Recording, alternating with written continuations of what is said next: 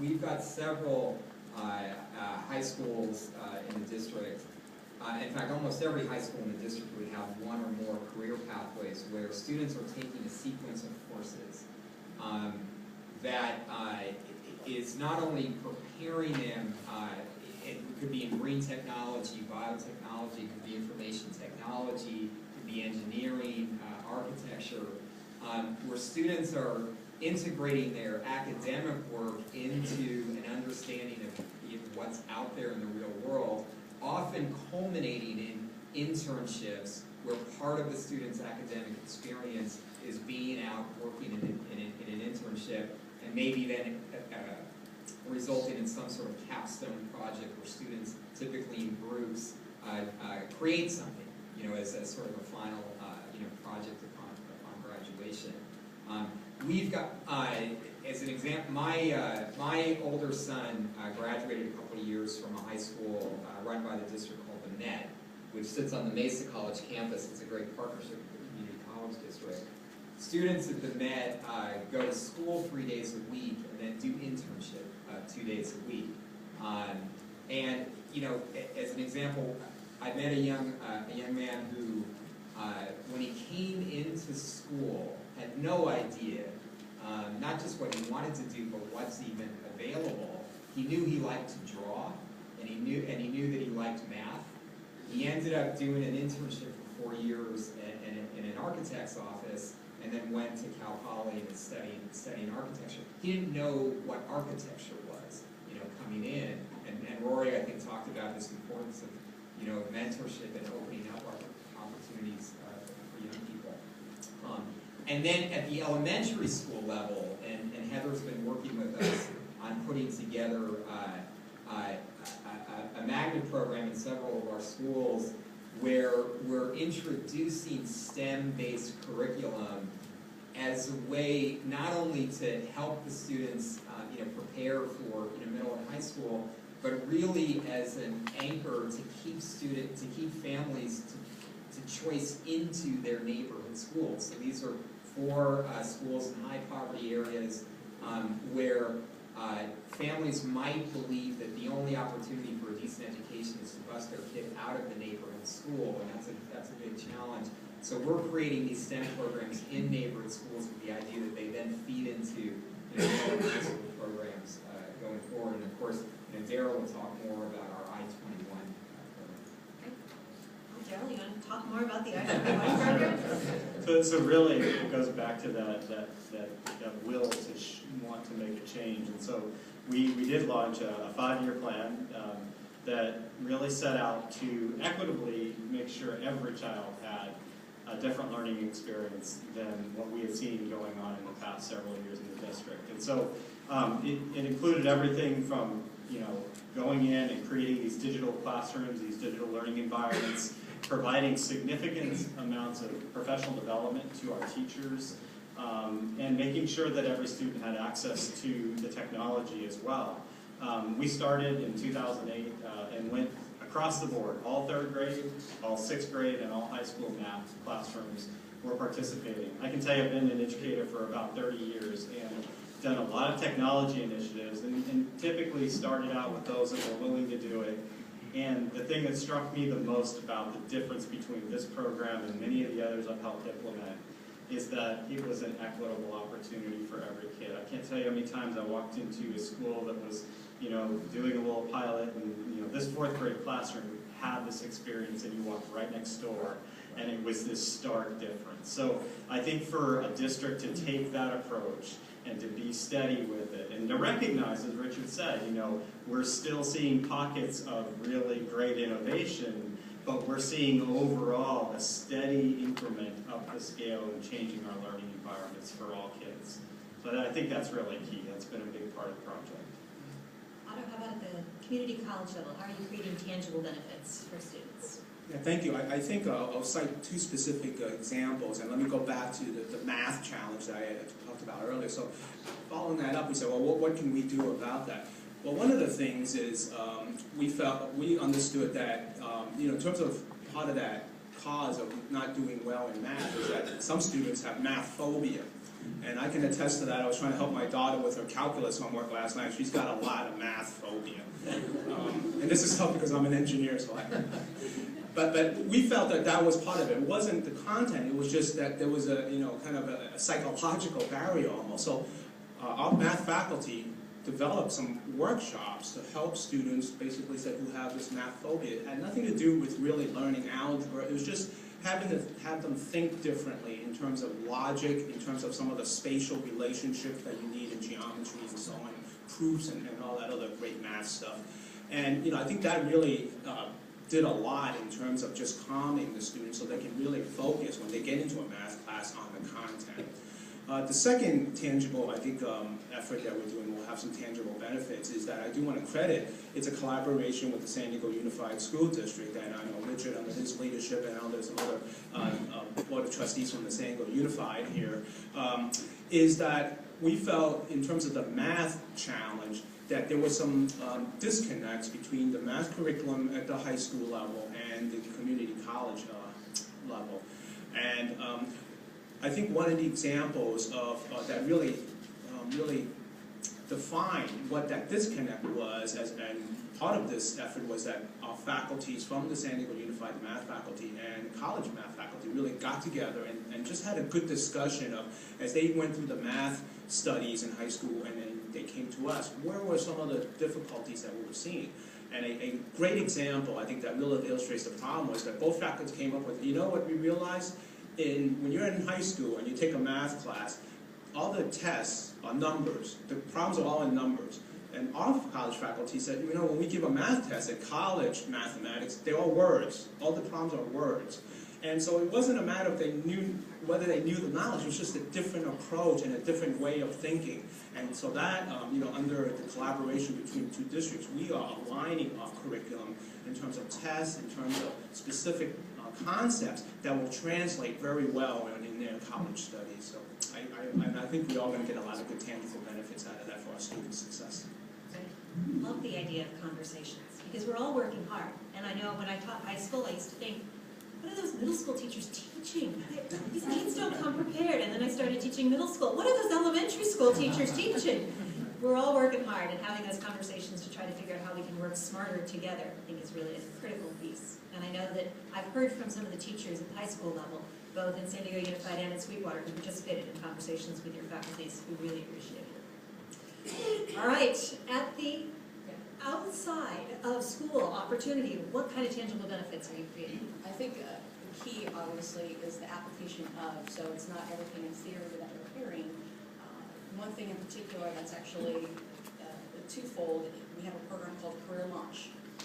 And the youth members get to participate, 14 to 18-year-olds, 12 to 18-year-olds, in the Career Launch program to where it's an online application that they're learning to understand what their likes are, about potential careers that they may be interested in.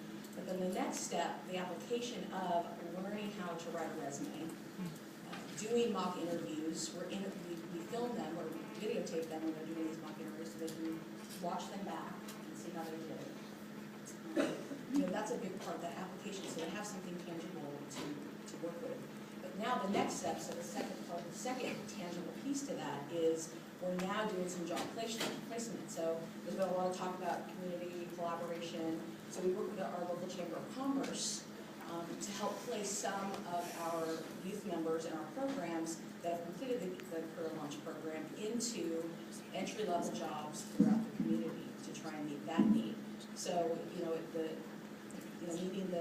having those tangible items for not just the youth, but then turning around and having it for the community is a win-win for everybody. Great. All right, let's talk about a couple of the stakeholder groups, parents and students. What can parents do? What can students do to ensure that they are going to be able to meet the demands, not only today, but future demands when they graduate from high school and graduate from college? So let's start off on this one. I know, Darryl, you're a parent. Can you start this one off? I'll start it off, sure. Okay. I think a couple of things that are happening, with the leadership at San Diego Unified is really to help parents understand the path that their children are on to be college and career ready. And one of the things that we worked in the district to develop was a student success dashboard. And it really was a pretty good eye-opener for not only parents, but kids as well, to say, here's this, you know, almost like a financial statement of where I am and my readiness to go out into the world. And it's interactive, they can log in, they see not only where they are in being able to meet the district's graduation requirements, but also the A to G college entry requirements. They can take a look at where they may need to take a class over again, and we're providing opportunities for them to do that, even online, so that they can actually make up those grades. Sometimes it's just a matter of knowing that, you know, I'm 1 or 2 credits away from actually being able to pull this off. I think when Richard and I went to school, we didn't even know what scores we got on those state standardized tests that came out oftentimes. Kids today can drill down into that data, and I think the best thing that we can do is make sure parents and students know where they stand and have a pathway to get to that next spot and to review that information frequently. That's right. Richard, you have a follow-up? Sure, yeah. So one of the important system-wide strategies that we've put into place now is what we call UC A to G for all. So it's been frankly hit and miss depending on, you know, what school you're enrolled in and kind of what a counselor's initial impression may be of who you are and what your future you know, is going to be like. That we've had dramatic differences between schools in students who are even enrolled in a course sequence where if they graduate, they would be eligible to apply to Cal State or UC. And so we're putting a system in place now with this freshman class coming through where every student will be automatically enrolled in a UC A to G curriculum unless they, you know, the parents choose to sort of default out.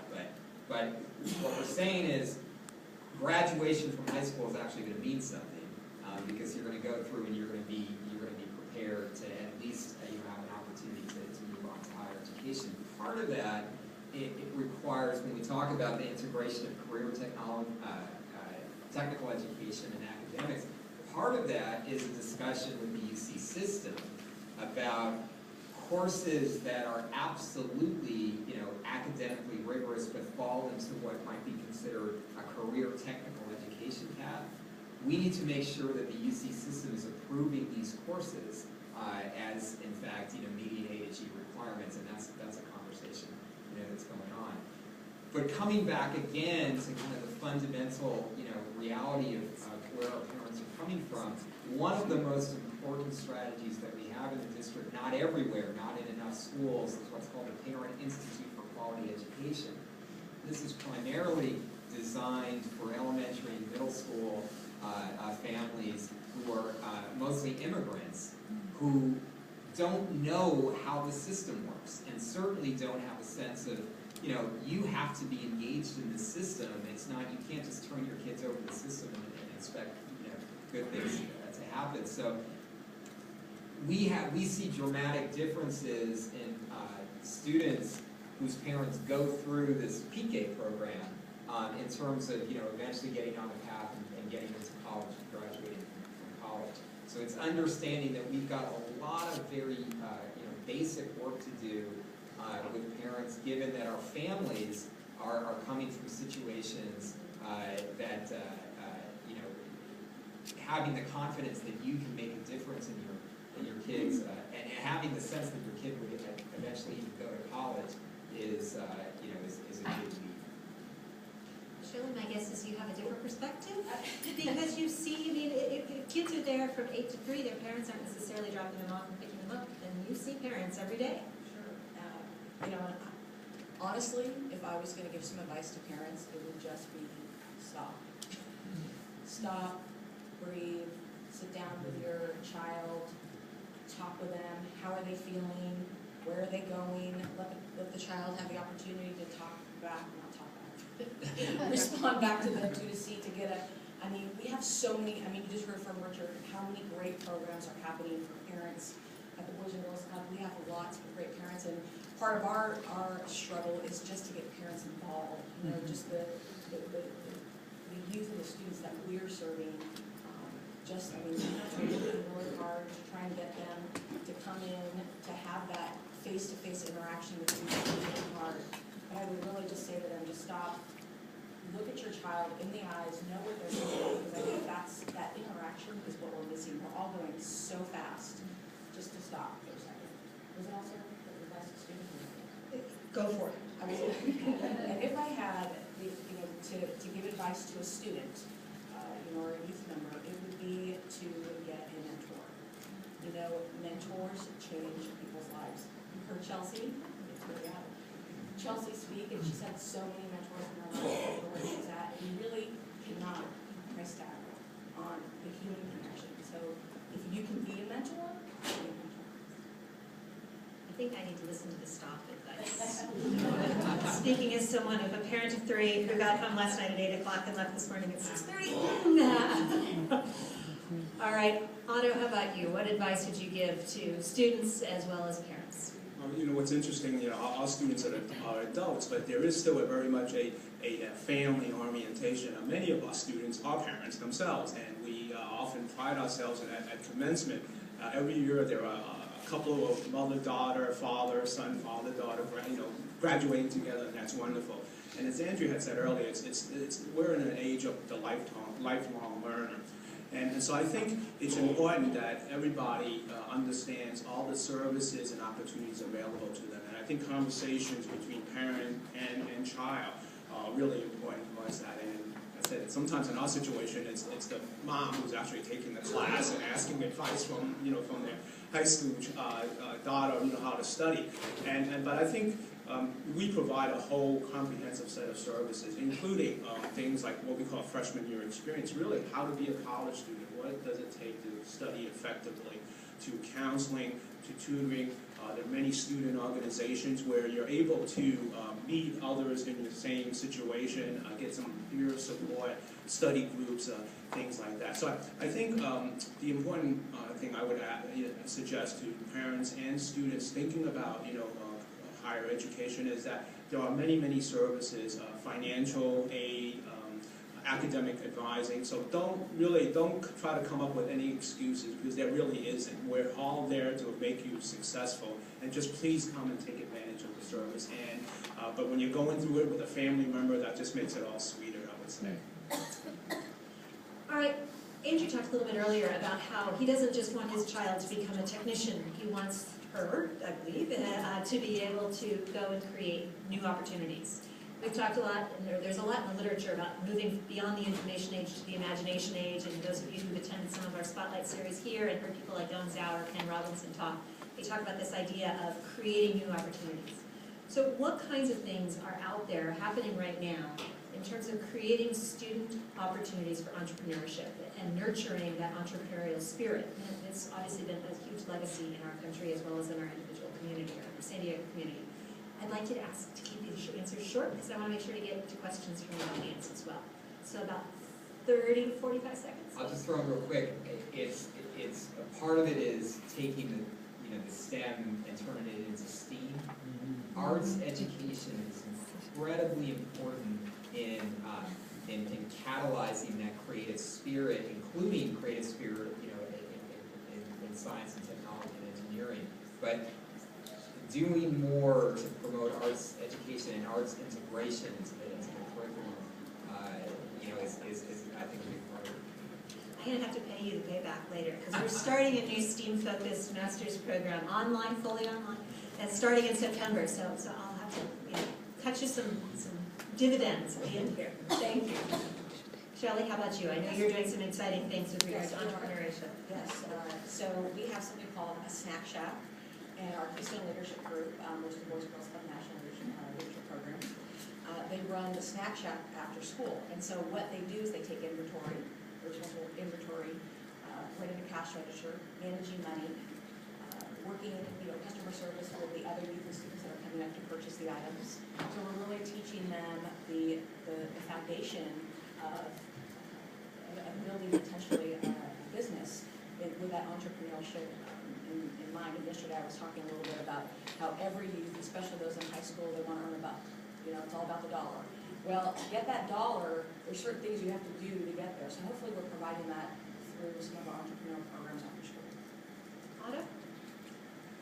Well, in my experience, our 18 to 24-year-olds and elders, like, are just so entrepreneurial and creative to begin with. You know, the type of things they come up on, Facebook and how they can multitask, I think is wonderful. So for us, that spirit and that ingenuity is already there in many of our students. And I think the point is to how can we help them harness that and be able to make that as a contribution to society.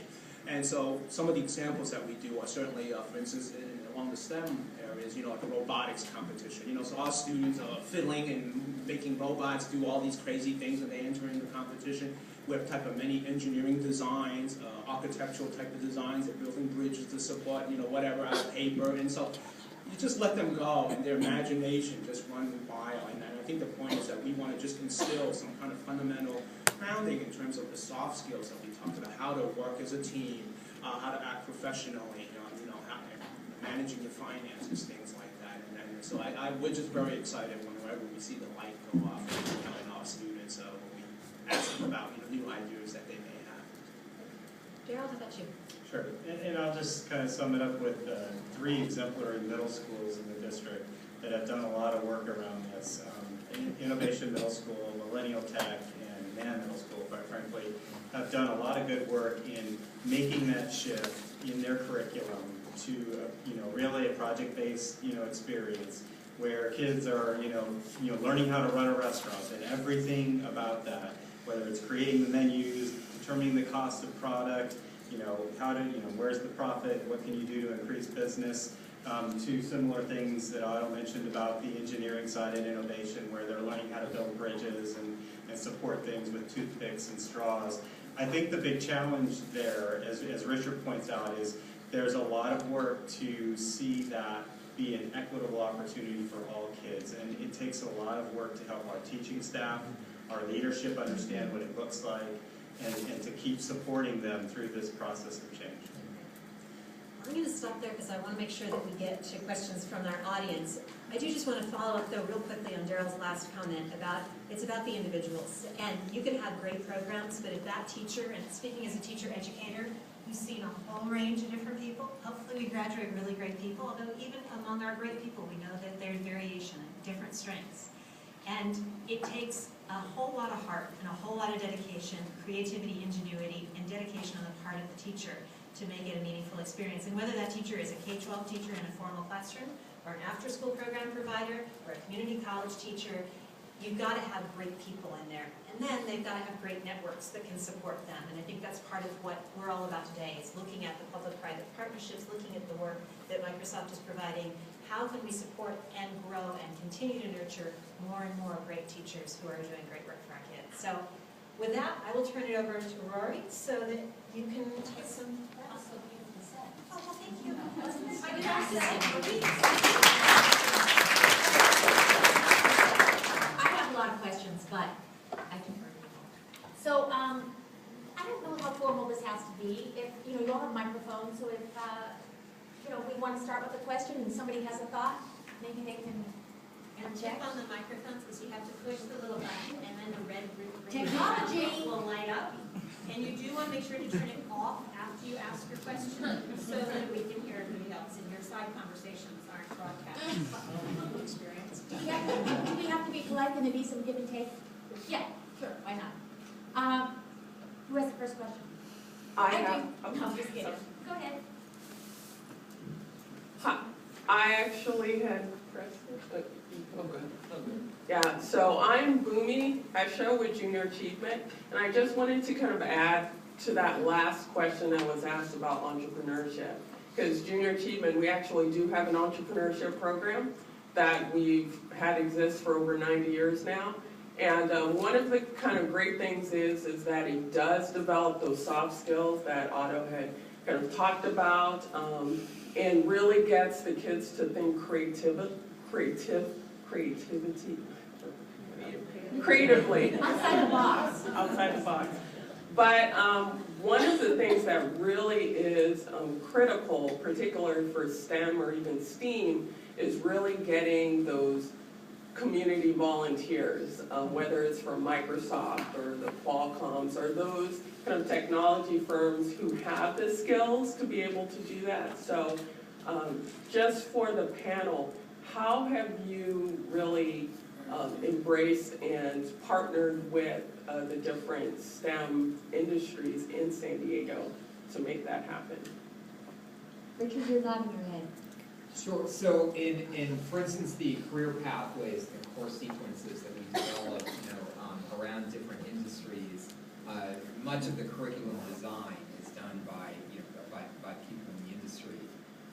But again, I think this is a challenge that I think if we think about it from the entire community perspective. So for instance, at the Med, where students spend 2 days a week doing internships, there's 200 students at the Med, and we've got a full-time person who reaches out to businesses and agencies, sets up the internships, sets up the mentorship. A full-time person for 200 students. We've got 40,000 high school students in our district. So this is something that, I think, in talking to the Chamber of Commerce, the Mayor's Office, the Workforce Partnership, the San Diego Regional Economic Development Corporation, I think if we came together and we said, we really want to create a comprehensive effort to expand internships for high school students, that's something beyond what we as a district would be able to do on our own. We'd have to work with the entire community to do that. I think it's difficult. I know that NBC has one for college kids. Yeah. We have one little thing for high school kids, but it's just legally and all sorts of things because it becomes difficult. But we have the college internship, but businesses have to get involved. Otto. Yeah, thank you, Lori. That's exactly, and in terms of community colleges, in terms of awarding certificates and degrees, a lot of those require, professional licensing or accreditation. So by nature, we have to work with our industry and local business partners who, share with us what those credentials are, what those skill sets are, and then we translate that into, our curriculum. And Microsoft is a great example of that in terms of Microsoft certification. We needed to work with them, and we had in terms of defining the content of the course. Is it Bonnie? Bonnie? Boomy. Oh, well, close. Boomy. Okay. So, and I think also you were talking about really just volunteers, getting volunteers in there, right? Because I know that I've covered schools where, it's the volunteers who come in during lunchtime or whatever. How do we get people, we're talking about trying to get parents engaged, which is in and of itself difficult. How do we get just people in the community an impetus to go into the classroom during lunchtime or just be a role model for them? As Chelsea says, it's important. Shelly, how do we do it? Do you have volunteers that? Oh, we have a lot of volunteers. Okay, how do you get them riled up? I think with, obviously, finding somebody's passionate. So if somebody's passionate about something in STEM, or somebody's passionate, for example, we have a STEM club. I mean, it has nothing to do with STEM, but it's just, that's their passion in STEM. We have some STEM. There's somebody that's interested in photography. So they come in and volunteer their time. But how do you get them? Well, it's just your marketing information. So you're going out to you're going out to service clubs. Some of them are for Kiwanis, some of them are for Rotary. You come to college classes like this, and you talk to people about what your needs are. And then, a lot of high schools now, they have a community service component, so many community services hours they have to put back. There's a lot of companies like Microsoft that requires that their workforce give back to the community. So if you could tap Qualcomm, that's another example. If you could tap into communities that require their employees to give back that way. That's a good idea. That's a place to start. So believe me, as a nonprofit, we're looking for ways to do those kind of things that you keep costs low, but you're getting your rate of return for those individual services is appreciated. I can just imagine everybody in this room goes, okay, so now you're going to work 12 or 13 hours a day, and then when you finish that, go to junior achievement and go volunteer. Before I want to get you with this gentleman in the back. Okay, go ahead. And I know you had an answer, but Darryl, can you make a fast? Just really quick, and in addition to how to get folks in, we also think we need to think about using technology. We're bringing engineers into the classroom without having them traipse down to the school, using video conferencing, Skype, things like that, that, there's other ways to get more involved. That was worth waiting for. Go ahead. Hi, my name is Josh Youngblood. We have a technology company up in Los Angeles, and we try to do internships with high schools in the area in Santa Monica and the West Side. And in some cases we've had success, in other cases we've been turned down for those internships because it didn't qualify for some reason. How best do we overcome those issues with the educators to really help them understand? I mean, obviously everyone in this room is on the same page, but for those that aren't there, how do we overcome that sooner rather than later? And why do you get turned down? for whatever reason, the educator didn't think that it was an appropriate project for a high school student. They wanted them to do something more arts focused versus the technology. It was one of those situations where they presented to their educator and it got denied. Richard and Darryl, you seem like you're collaborating over here. Can you give me This is clearly a leadership and vision issue. Yeah.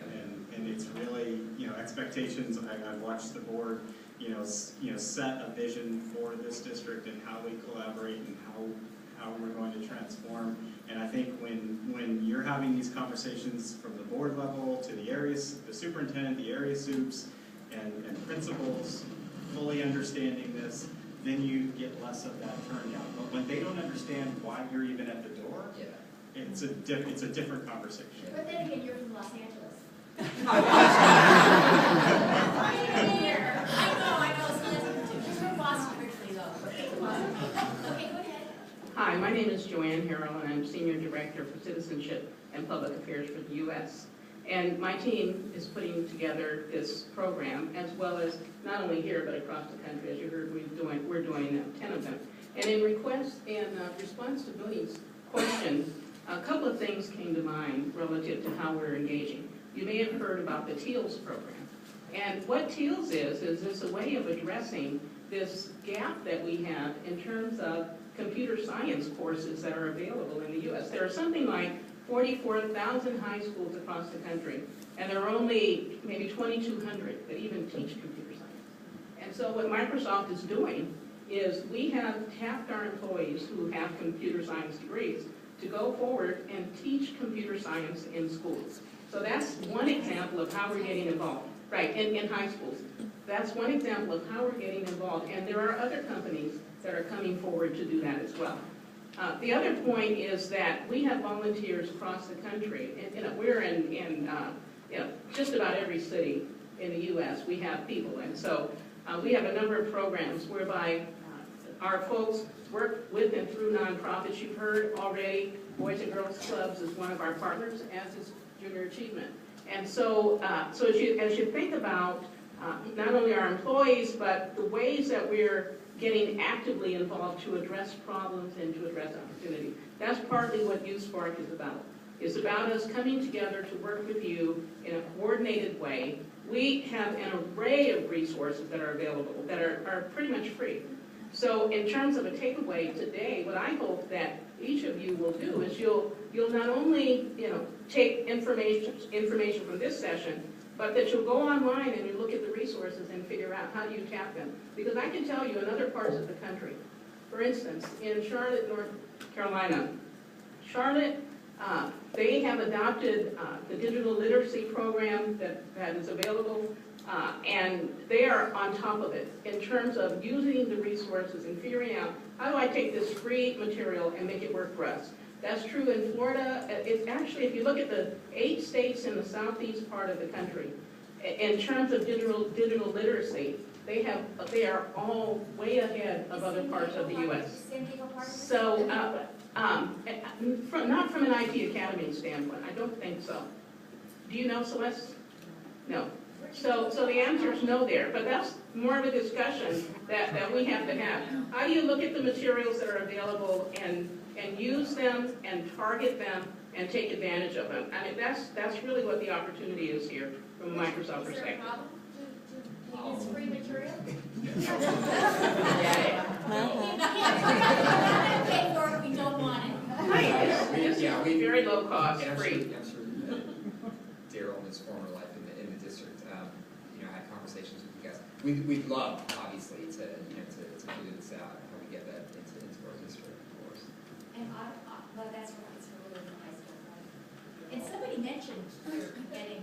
That's one of the reasons why we're having this conversation, as Joanne said. I mean, this is an opportunity for us to continue the dialogue and to make sure that we do work with you and partner with you and bring these free resources to you. So we're not going to stop here. We're going to keep going and keep having more information, more dialogue about how we do this. And the reason I'm asking is because I wonder if anyone from the news media, like myself, would say, oh, it's all Microsoft, and you're marketing Microsoft for our kids, you know, there's always some sort of negative. Is there a problem with any of that? We'll get past those problems. We'll get Oh, I think it's free, it's free. we'll get other folks in. Hi, my name is Victor Valdez. I work with YMCA here in San Diego, actually the social services department. And what I wanted to bring up is, you know, there's a responsibility of like for us as nonprofits and youth-serving organizations to also create these opportunities for youth and then partner up with the schools as well. I think we can create meaningful opportunities for them, especially during the after-school hours, and re-spark that interest, because as kids hit middle school and definitely into high school, they start kind of weaning off these programs, so they're not connected. And I think they're our best asset, and also can be mentors to their peers. So, you know, that's one thing that I've been working on, and we have done on a small scale, but I definitely want to expand that. And I hear you guys are having challenges in finding this opportunity. So you know, for us nonprofits that serve youth, I think we can definitely fill that role. And maybe I can connect with you later, because in the fall, we will be starting an after-school STEM program that was asked of us by the San Francisco Unified School District. So, you know, as we work through that and work through the kinks, maybe we can connect, you know, between our providers of youth members after school. So, have a thought. Yes. Hi, I'm Jared Aker. I'm with the San Diego Regional Economic Development Corporation. And I'm also chair of the San Diego Workforce Partnerships Youth Council, or co-chair. And I was encouraged to talk about a new and exciting program that we're working on right now with the Workforce Partnership called Connected Careers. And this is in partnership with our city council members and our mayor's office, and it is exactly what we're talking about here. It is about linking the young people to jobs within our community that are part of our driving industries. And I just encourage you to find some time to talk to Ashley, some of the staff afterwards, to find out more details about it, because it's exactly along the lines of what we're talking about. So, my name is Kimberly Murphy. I work for Microsoft, and I run. So I'm trying to launch the TEALS program in San Diego. So we're working with La Costa Canyon High School, and I've been speaking with High Tech High to try to see what we can be creative to create. And just one other program I wanted to mention that Microsoft sponsors that myself and a couple other folks lead is called DigiGirls, which is actually DigiGirls, exactly, which is actually here in San Diego. We do a 3-day, we might even expand it to a 4-day summer camp for girls to get them excited about STEM. So I'm always looking for people that want to get involved in that and, you know, expand that. But we really thought the idea here was to, you know, get these girls excited and then have somewhere to send them, which is, you know, what I know TEALS would be. But I guess my larger question to the panel is, in the process of this of researching and kind of working with TEALS, come to find out that California does not consider computer science a math or science credit. Is anyone doing anything to try to change that? Otto?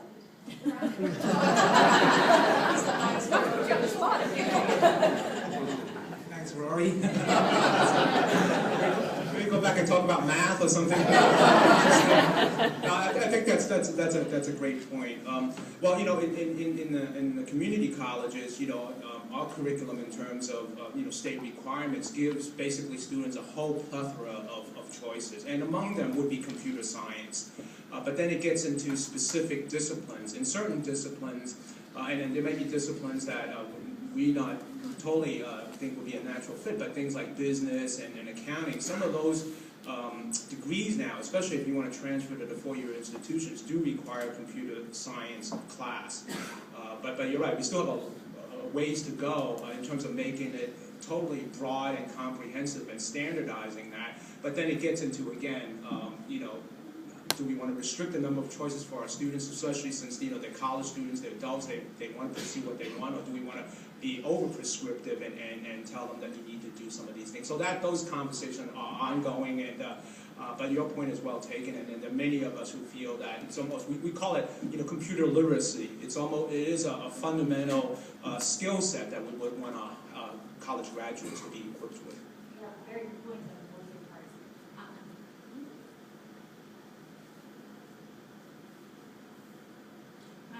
Can you make it really fast? Sure. Just as a follow-on to Jared and Gary to speak to the industry connection and internships, I'm Ashley Wildrick with the San Diego Workforce Partnership, and we've been running for going into its 9th summer this year, the Life Sciences Summer Institute, which is an extensive student internship program and a teacher externship program specifically designed and developed by the life sciences industry and in connection with the Southern California Biotech Center that's up at Miramar College. And the boot camp that the students go into for their pre-training prior to going into the internship really ensures that they're ready for that internship, providing them with soft skills. We use junior achievement curriculum to do that, and then the technical skills, ensuring that they're really ready for those internship experiences. And then with the teacher professional development program, it's funded by the Amgen Foundation and uses curriculum that was developed by scientists at Amgen, and teaches the teachers how to use the curriculum, implement it into their classroom, and then takes them out to industry. And industry is more. I love it. But really, that's what we're trying to replicate for the Connect Careers initiative. So. It sounds really great. And there's one more question or pitch? Just really quick. Huh? But very quick. Pitch or But it's a question? question. Okay. I'm Perla Myers. I'm chair of the Mathematics and Computer Science Department at the University of San Diego. And I found that there are so many possibilities for collaboration with people in this room. I wonder, would it be possible to get a list of information about the people in the room for future collaborations? That's a great question. That's an awesome question. Okay, thank you. Real Question quick, or pitch? we know we need students to be more STEM students. Is there anything to bring more teachers, more talent that's STEM inspired and experts in that? Yes, I mean, that's a good question. She asked that about finance. Yes or no? Yes or no? Well, yeah, and I think Heather probably. That's a really good question. Okay, I'll follow up with that. Who do you want? School district. This guy right here? Yeah. Richard, you're up. Yes, no? Recruiting more STEM inspired, talented teachers. Of course, we would love to talk to you about it and how we do more. Yeah, and there are fellowships out there, there are scholarships out there that are specifically targeted at STEM teachers. The difficulty is we're competing in an area where we know that we're not graduating enough STEM prepared people overall for our bachelor's degrees. And there are all kinds of companies like Microsoft that are going to snatch them up at much higher salaries. Can I ask a question? Do you think your kids know what STEM means? No. Yes? Because I think a lot of people don't know what STEM is. So, I mean, when STEM becomes part of the vernacular, that's going to be making progress, because I think there are people who don't know what STEM is. Really quick. Just really quick. I actually really want to thank Dr. Lattimer for one of the major points she made, which is it's a both and issue. I think there still continues to be a barrier within the education community and the corporate community about presenting these opportunities for youth that are out of school. I'm from the San Diego Futures Foundation, so I just really want people to leave here thinking about there's many youth who graduate from school that are not working, that are not employed, that need this type of help, and there's a lot of youth that are leaving school early that aren't anywhere in this conversation. That's a beautiful way to wrap it up.